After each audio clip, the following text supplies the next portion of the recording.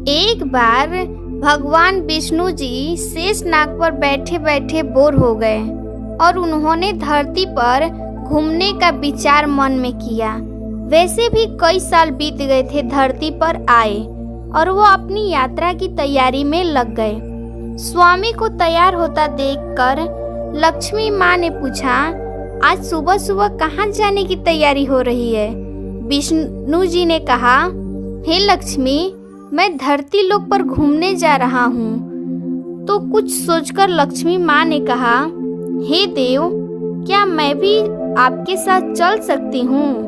भगवान विष्णु ने 2 पल सोचा, फिर कहा, एक शर्त पर। तुम मेरे साथ चल सकती हो। तुम धरती पर पहुंचकर उत्तर दिशा की ओर बिल्कुल मत देखना।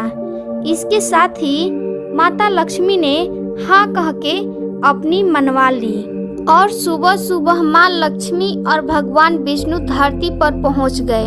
अभी सूर्य देवता निकल रहे थे। रात बरसात होकर हटी थी। चारों ओर हरियाली ही हरियाली थी। उस समय चारों ओर बहुत शांति थी और धरती बहुत ही सुंदर दिखाई दे रही थी।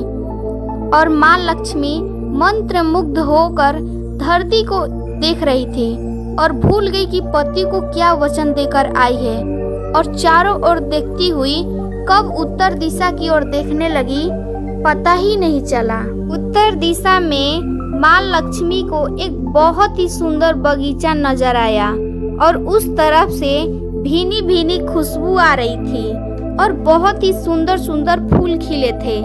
यह एक फूलों का खेत था और माँ लक्ष्मी बिना सोचे समझे उस खेत में गई और एक सुंदर सा फूल तोड़ लाई। लेकिन यह क्या, जब माँ लक्ष्मी भगवान विष्णु के पास वापस आई तो भगवान विष्णु की आंखों में आंसू थे और भगवान विष्णु ने माँ लक्ष्मी को कहा कि कभी भी किसी से बिना पूछे उसका कुछ भी नहीं लेना चाहिए और साथ ही अपना वचन भी याद दिलाया। माँ लक्ष्मी को अपनी भूल का पता चला तो उन्होंने भगवान विष्णु से इस भूल की माफी मांगी। तो भगवान विष्णु ने कहा कि जो भूल की है उसकी सजा तो तुम्हें जरूर मिलेगी। जिस माली के खेत से तुमने बिना पूछे फूल तोड़ा है यह एक प्रकार की चोरी है। इसलिए अब तुम 3 साल तक माली के घर नौकर बनकर रहो। उसके बाद मैं तुम्हें बैकुंठ में वापस बुलाऊंगा।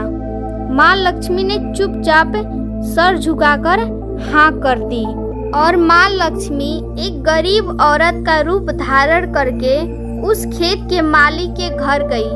घर क्या, एक झोपड़ा था और मालिक का नाम माधव था। माधव की बीबी 2 बेटे और 3 बेटियां थी। सभी उस छोटी सी खेत में काम करके किसी तरह गुजारा करते थे। माँ लक्ष्मी जब एक साधारण और गरीब औरत बनकर जब माधव के झोपड़े पर गई तो माधव ने पूछा, बहन तुम कौन हो और इस समय तुम्हें क्या चाहिए? तब माँ लक्ष्मी ने कहा, मैं एक गरीब औरत हूँ। मेरी देखभाल करने वाला कोई नहीं। मैंने कई दिनों से खाना भी नहीं खाया है। मुझे कोई भी काम दे दो, साथ में तुम्हारे घर का काम भी कर दिया करूँगी। बस मुझे अपने घर में एक कोने में आसरा दे दो। माधव बहुत ही अच्छे दिल का मालिक था। उसे दया आ गई, लेकिन उसने कहा, बहन मैं तो बहुत ही गरीब हूँ। मेरी कमाई से मेरे घर का खर्चा मुश्किल से चलता है। लेकिन अगर मेरी 3 की जगह 4 बेटियां होती तो भी मैंने गुजारा करना था।